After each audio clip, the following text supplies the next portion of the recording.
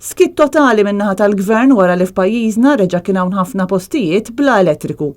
Għal diversi drabi din il-ġimgħa partijiet ta' Malta spiċċaw fid-dlam u familji sħaħ fi sħana kif il-provvista tad-dawl inqatet bl-aħħar episodju ta' qtuħ ikun 3 filgħaxija.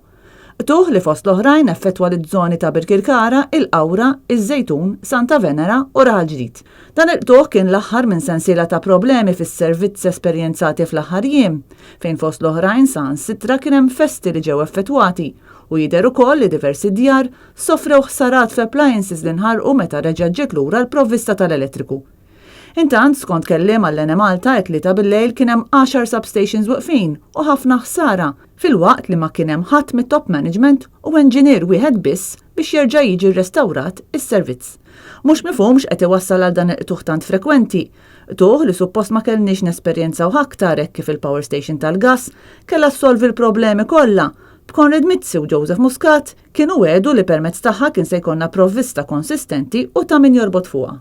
Sa issa għadu mhux magħruf kemm minn din il-provvista tal-elettriku f'pajjiżna qed tiġi ġenerata mill-power station tal-gass u kemm minnha qed tiġi ġenerata mill-interconnector.